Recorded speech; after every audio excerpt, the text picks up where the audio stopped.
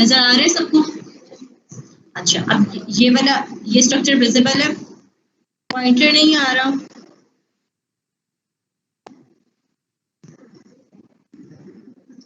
अभी भी विजिबल होगा सबको, पता चल रहा है ना? सेल्स इंडिविजुअल पता चल रहे हैं इसमें? ओके, जूम करने पे पॉइंटर चला जाता है। अब पॉइंटर आ रहा है, कुछ भी नहीं आ रहा ना, पॉइंटर के बगैर।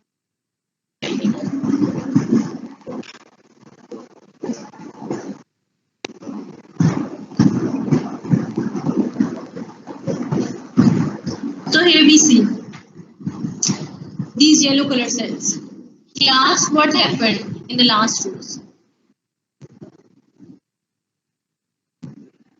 Some of the students were non-serious at the start of lecture and they are still saying.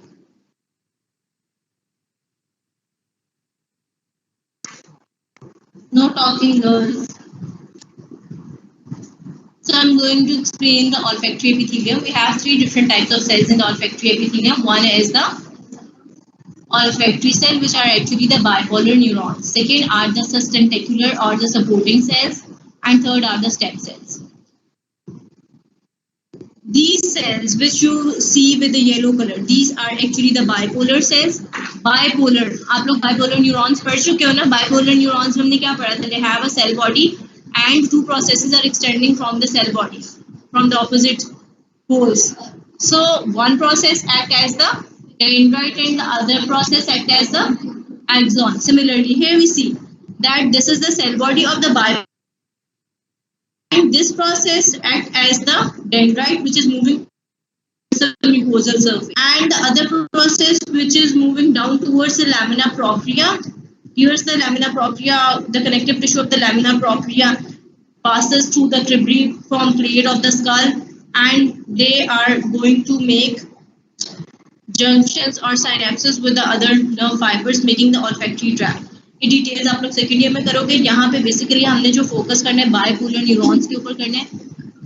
These bipolar neurons or the olfactory cells, they have their dendrites towards the apical surface, and these dendrites are swollen at the apical ends, and they form the olfactory vesicles. ठीक है, जहाँ पे उनका terminal and होता है apical surface पे, वहाँ पे बल्ब लाइक एनलार्जमेंट हो जाती है।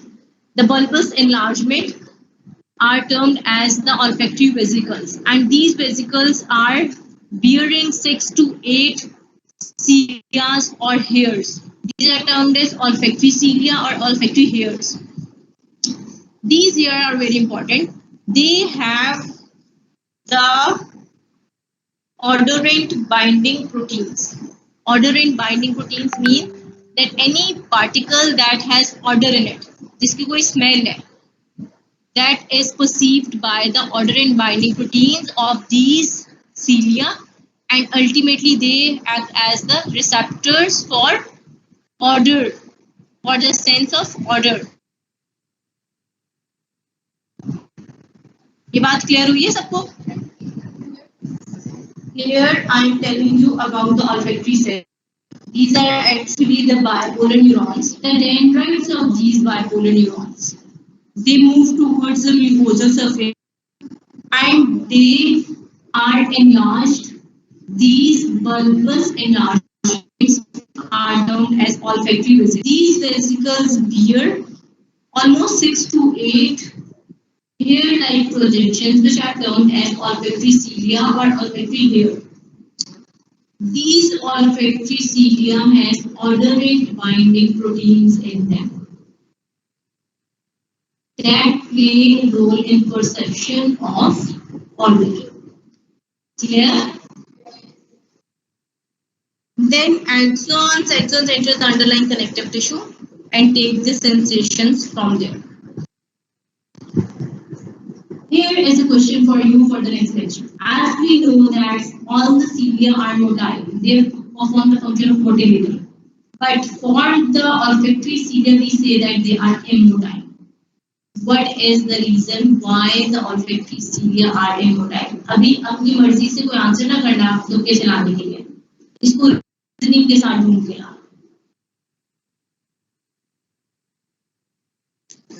The second type of cells in the olfactory epithelium. These are the sustentacular cells. The name sustentacular indicates that they are supporting cells.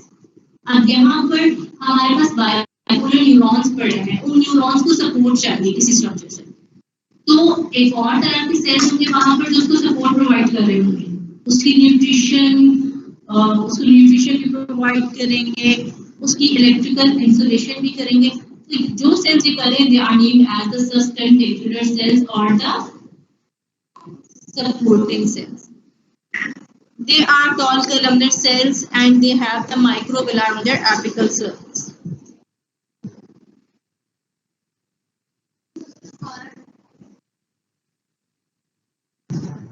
इसमें these long columnar cells are the sustentacular cells or supporting cells.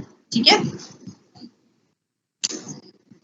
The supporting cells has the granules of yellowish brown pigment in them that give the yellow color to the olfactory mucosa. ठीक है, अब ये बात पूछी जा रही है कि अगर आप लोग क्रॉसली नेजल कैविटी को विजुअलाइज कर रहे हैं और उस टाइम आप लोग देखते हो कि आप लोगों ने उधर रेस्पिरेटरी एपिथेलियम या रेस्पिरेटरी म्यूकोसा भी देखते हैं और olfactory म्यूकोसा भी देखते हैं, तो उनमें आप कोई कलर में डिफरेंशिएट कर सकते हो कि नहीं? तो yes there is a difference of colour in living.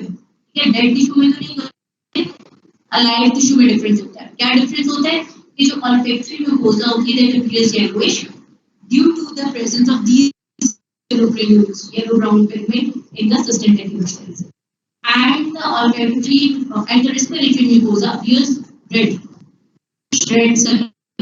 तो the blood vessels का सप्लाई बहुत ज्यादा है, ब्लड सप्लाई की वजह से, रिच वैस्कुलेचर की वजह से नेजल म्यूकोसा में जो रेस्पिरेटरी म्यूकोसा है वो रेडिश अपीयर होगी और जो olfactory म्यूकोसा है वो येलोइश अपीयर होगी। The function of these cells is to provide nourishment, physical support, electrical insulation to the olfactory cells. Then on the basal cells are again going to perform the same function that they act as the stem cell for other types of cells in the epithelium, and they are small or having conical or spherical shape. So this is a bit of the revision of the respiratory epithelium with its cells.